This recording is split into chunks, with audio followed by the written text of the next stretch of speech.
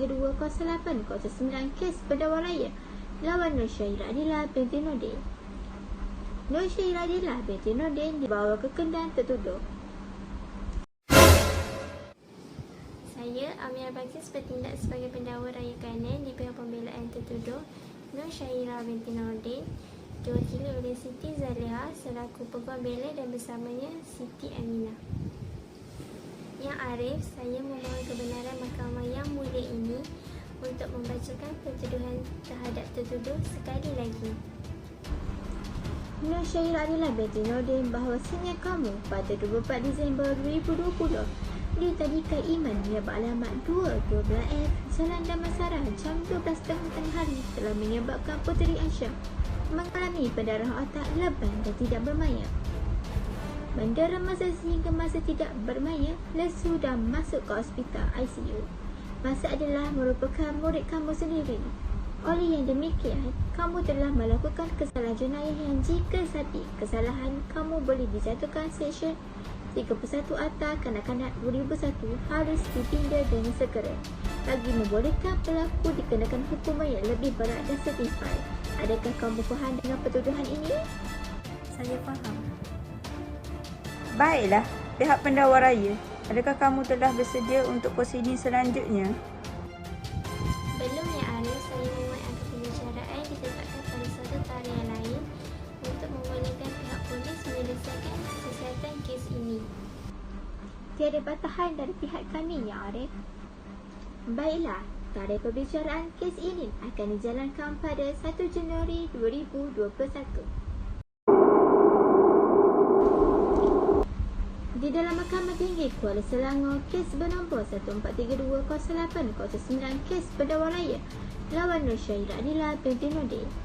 Yang Arif, saya memohon kebenaran mahkamah yang mulia ini untuk membacakan pertuduhan terhadap tertuduh sekali lagi. Nur Syairah Adila binti Nordin bahawasanya kamu pada 23 Disember 2020 di Tadika Iman yang beralamat 212F Jalan Damansara jam 12.30 tengah hari telah menyebabkan Puteri Aisyah mengalami pendarahan otak lebam dan tidak bermaya. Mendera masa sehingga masa tidak bermaya, lesu dan masuk ke hospital ICU. Masa adalah merupakan murid kamu sendiri. Oleh yang demikian, kamu melakukan kesalahan jenayah yang jika satu kesalahan, kamu boleh didenda Seksyen 31 Akta Kanak-Kanak 2001 harus dipinda dengan segera bagi membolehkan pelaku dikenakan hukuman yang lebih berat dan setimpal. Apakah pengakuan kamu? Saya mengaku tidak bersalah dan saya minta untuk dibicarakan. Tuan Arif, pihak pendakwa raya akan mengemukakan saksi pendakwaan. Kami memohon kebenaran mahkamah yang mulia ini untuk memanggil saksi iaitu Nurul Wahidah.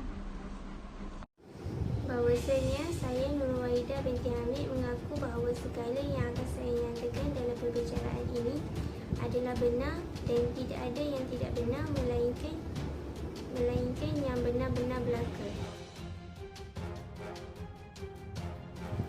Bolehkah saksi ceritakan kepada mahkamah secara menyeluruh tentang kejadian tersebut?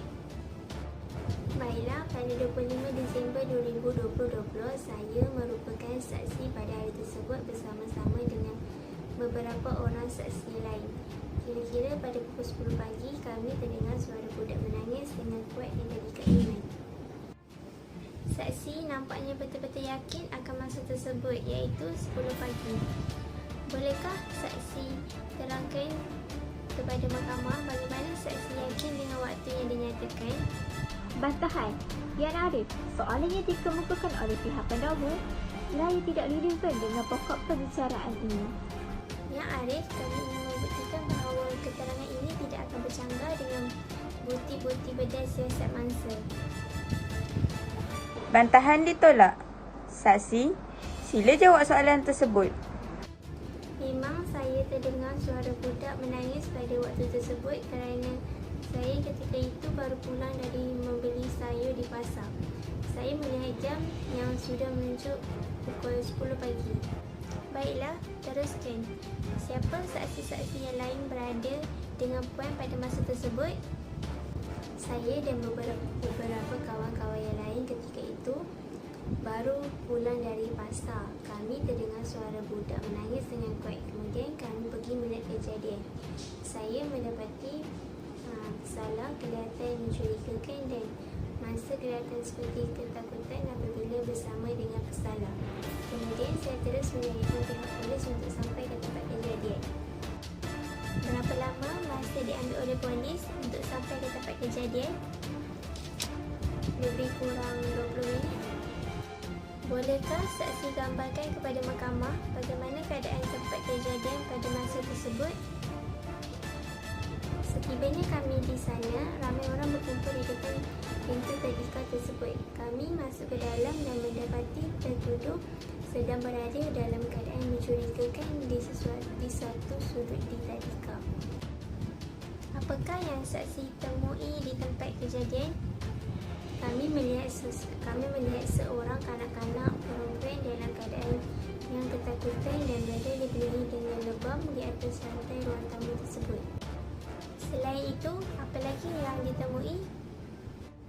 Kami juga menemui sebatang kayu yang patah di tangan kanan pesalah. Yang Arif, saya memohon batang kayu ini tanda sebagai saksi P1. Sementara anggota polis yang lain memeriksa tempat kejadian, saya menemui beberapa orang jiran yang berada di tempat kejadian. Baiklah, boleh puan ceritakan secara ringkas tentang keterangan jiran tersebut? Jiran tersebut menceritakan kepada saya yang beliau sedang memasak ketika itu dan beliau ternampak tertuduh sedang memukul mangsa dari tingkap dapur rumahnya. Kemudian beliau ternampak tertuduh mencapai batang kayu dan memukul mangsa dari belakang. Selepas itu beliau terus membuat panggilan polis. Pendakwa raya, ada apa-apa soalan lagi untuk saksi ini? Saya tidak ada soalan lagi. Yang Arif, saya minta agar saksi dibebaskan. Baiklah, anda boleh keluar. Yang Arif, pihak pendakwa memohon kebenaran untuk memanggil saksi pendakwa yang terakhir ialah Tengku Aisyah. Bahawasanya saya, Tengku Aisyah, mengaku segala yang akan saya nyatakan dalam perbicaraan ini adalah benar. Tidak ada yang tidak benar, melainkan yang benar-benar berlaku. Izinkan saya, Yang Arif. Tengku Aisyah, sila nyatakan kepada mahkamah ini nama, umur dan pekerjaan anda. Nama saya Tengku Aisyah, berumur 35 tahun dan bekerja sebagai penjual gerai tepi jalan.